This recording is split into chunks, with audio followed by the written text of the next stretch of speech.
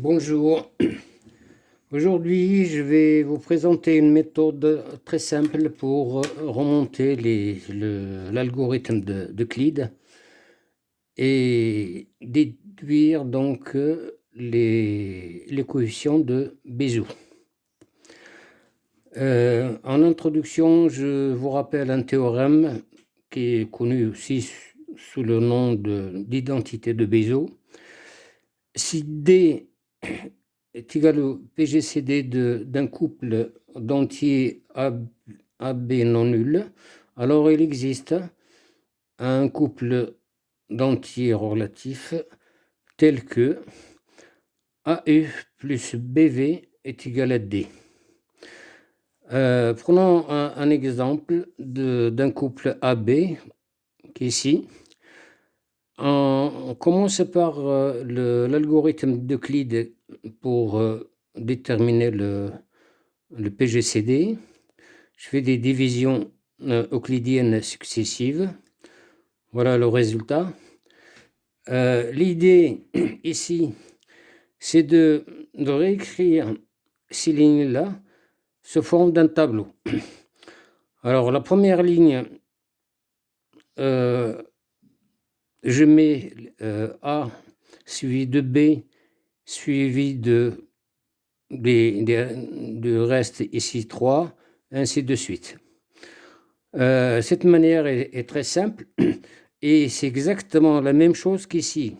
La première division euclidienne, c'est A divisé par B, c'est-à-dire 37 divisé par 17, ça donne un quotient 2, et un reste que je mets dans la même ligne que A et B, qui est 3.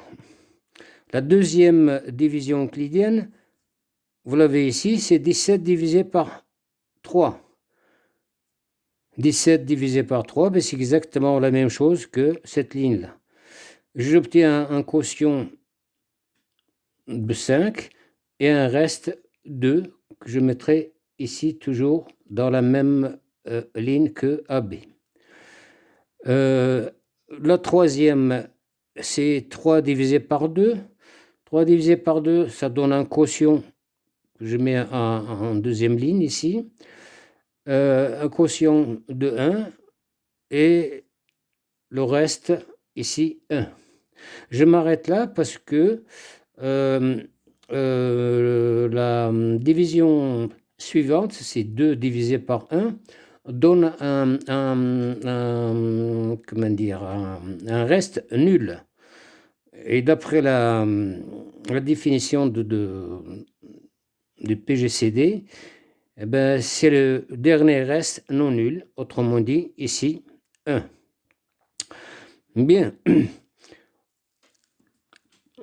Je réécris les mêmes opérations ici, mais avec des lettres. On comprend beaucoup mieux avec les lettres, comme j'ai l'habitude de faire dans mes anciennes, précédentes vidéos. Là, on commence par la dernière division. Et je cherche les coefficients que je mettrai ici, dans cette ligne-là. Ce que nous avons fait jusqu'à présent, ici, dans ce sens, c'est exactement l'algorithme d'Euclide, comme je viens de l'expliquer. La remontée de cet algorithme va dans ce sens-là. Autrement dit, on commence toujours par la fin. C'est une procédure récursive, c'est comme ça qu'on l'appelle. Bien, commençons donc par la dernière égalité ou la dernière division euclidienne. Je vois que ici, j'ai plus D. Ce dernier reste, c'est le PGCD qu'on cherche. Bien, c'est plus exactement plus 1 fois D. Et c'est toujours comme ça, quel que soit le nombre de divisions que vous effectuez. La dernière vous donnera toujours quelque chose plus 1 fois D. Nous, ce qui nous intéresse, c'est le coefficient. Le coefficient de D, de PGCD, qu'il soit 1 ou 5 ou 10, c'est pareil, c'est toujours 1, que je noterai donc là. Ça, c'est le coefficient du PGCD. Bien, regardons maintenant le reste, le coefficient du reste d'après, R2. Eh bien, R2, son coefficient, c'est Q2. Autrement dit, le quotient qui lui correspond ici sur la même colonne. Donc ici, ça sera 1. Ben, si je tombe sur un quotient qui est égal à 10, ben, je mettrai 10. Hein, pas de... Bon, et je note au fur et à mesure, bon, ben, ça correspond à C2. Je l'appelle C2, c'est le coefficient qui correspond à R2. Comme ça, c'est plus conforme à la règle. Bien, maintenant, passons à R1. Donc, je passe à cette ligne ici. Bien, ben, le coefficient de R1, c'est pas Q1. Pourquoi? Ben, tout simplement parce que R2, d'après cette dernière égalité, eh ben, R2 dépend de R1. Donc, d'abord, il faut que j'exprime R2 en fonction de R1 et que je remplace son expression ici. Voilà. Ben, de cette équation, je peux tirer donc, on a dit le coefficient ici, c'est C2.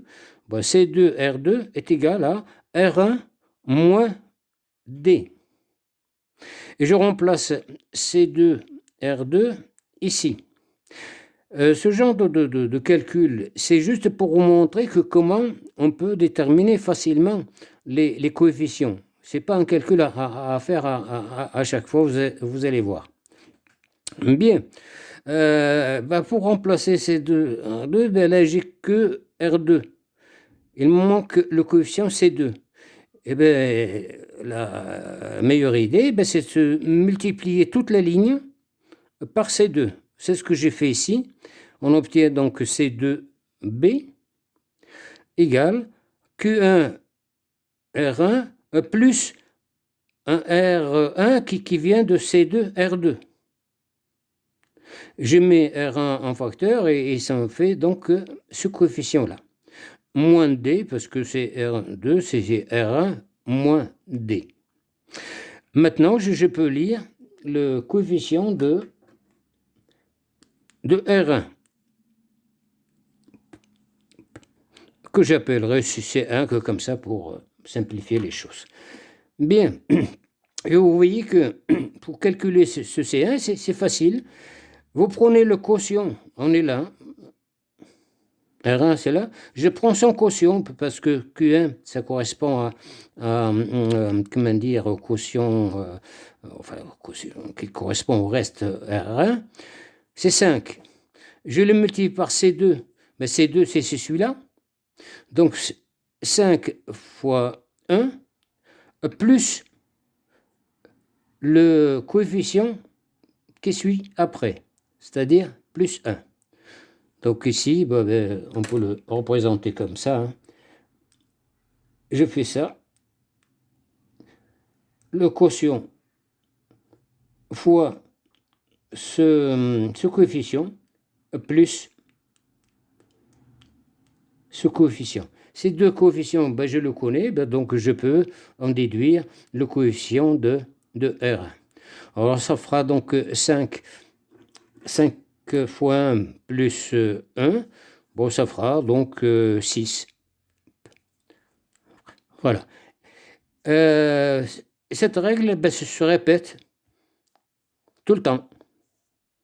Ce sera pareil pour calculer le coefficient ici de B, ce sera le fameux V, hein.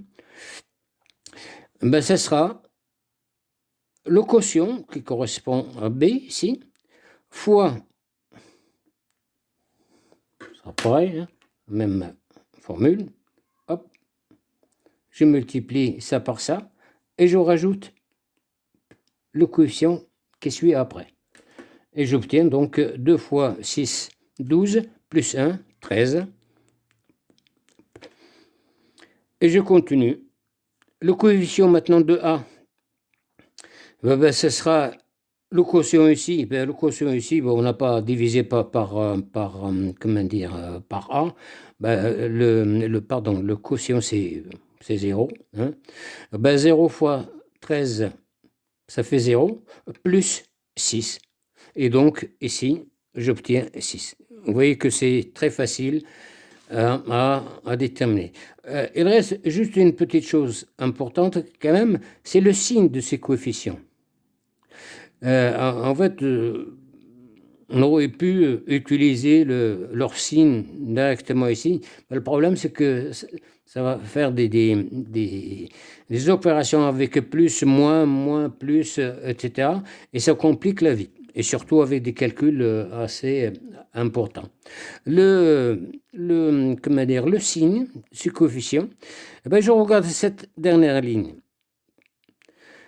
Là, j'ai plus 1 fois D. C'est toujours comme ça. Autrement dit, le signe de, comment dire, le signe du PGCD, c'est toujours plus. Autrement dit, ici, je lis plus 1. Le coefficient du reste qui suit, R2. Là, c'est si vous exprimez comme on l'a fait ici, vous voyez que le coefficient de R2 ici, c'est C2, et le coefficient de D, ici, il est à l'opposé. Il y a un moins 1. Et donc, ces deux nombres-là auront des coefficients qui sont opposés. Pardon, je ne dirais pas comme ça. Leurs coefficients sont de signes opposés. Voilà, plus exactement. Autrement dit, si c'est D, ici, c'est toujours le cas, comme on vient de le voir à l'instant, comment dire, le coefficient de PGCD, c'est toujours plus 1. Le suivant, ça sera dans ce cas moins. Je vais le mettre en couleur différente. C'est ce que je fais après. Là, ça sera moins. Pour remarquer, ce sera la même chose pour R2 et R1, c'est-à-dire à chaque fois que vous avez deux restes successifs, vous aurez toujours comment dire, un signe opposé. C'est normal. Regardez, les coefficients de A et B, c'est E et V. Bon, cette égalité, ça donne D. Et si vous prenez U et V de même signe, positif par exemple, ne serait-ce que 1 par exemple, vous aurez A plus B. A plus B, ça vous donnera plusieurs fois D. Et ça ne sera jamais égal. Donc on comprend bien que U et V, ils seront obligatoirement de signes contraires. Bien. Et donc, là, comme si j'ai, comment dire, là c'est plus, moins pour le suivant. L'opposé du précédent, c'est moins ici, donc ici c'est plus, et ainsi de suite. Autrement dit, comment dire, le signe change alternativement, mais attention, la règle veut que il faut commencer par le coefficient du PGCD qui est 1 et qui est toujours positif, et après vous alternez, plus, moins, etc. Et bien ici, j'aurai moins. À moins que je me trompe. Plus, la moins, plus, pardon. Voilà, moins, plus, ici, moins, plutôt. Et ici, donc, ça sera plus. Et du coup, le coefficient de A, ça sera plus 6. Le coefficient ici, on l'a appelé U. Donc, on aura U est égal à 6. Et le coefficient de B, c'est moins 13. et donc V est égal à moins 13. Voilà comment on détermine donc ces coefficients de Bézout, hein, ça s'appelle comme ça. Voilà. Je vous donne un exemple un peu plus long, hein, ça contient plus de divisions euclidiennes. Voilà, A est égal à 105 et B est égal à 66. Je fais division euclidienne. A par B, ben, ça donne un quotient 1 et un reste 39. 66 par 39, ça donne un quotient 1 et un reste. Bon, exactement ce que nous avons fait tout à l'heure. Ça, c'est l'algorithme d'Euclide. Pour la remonter, eh ben, on va mettre ici les coefficients. Ici, j'ai le PGCD. On a dit c'est toujours plus 1.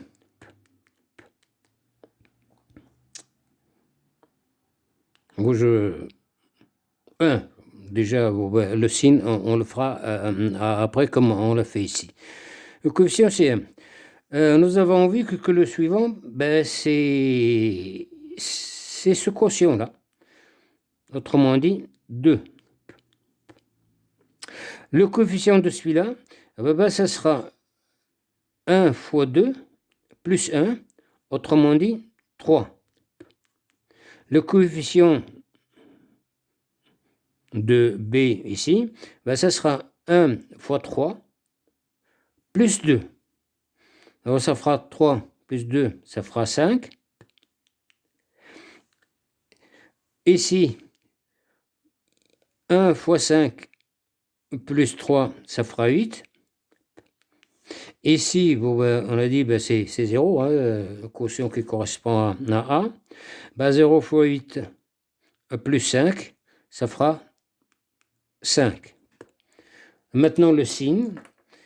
On a dit que le signe du PGCD, c'est toujours plus. Le suivant, ça sera l'opposé. Le suivant, c'est l'opposé de précédent, ça sera plus. Et ainsi de suite. Plus, moins, plus, et moins. Et bien ici, vous voyez qu'on trouve U, je ne sais pas si on le voit. Bon, on peut l'écrire plus bas. Ici, vous avez donc finalement U, c'est le coefficient de A, c'est 8.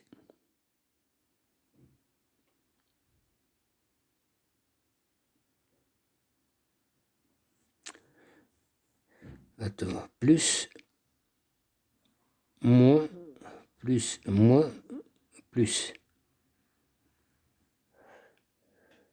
Si je n'ai pas trompé là.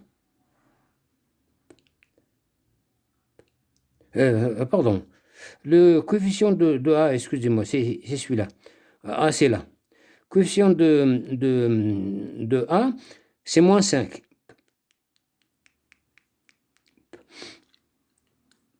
Le coefficient de B, qu'on a nommé donc V, ben V, ça sera plus 8. Voilà. J'espère que quand on le voit, c'est... Voilà.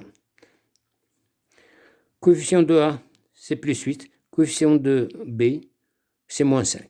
Vous voyez que c'est une manière très, très simple et très, très directe, quoi. Il n'y a pas de zigzag, il n'y a pas de changement de sens à chaque fois, etc.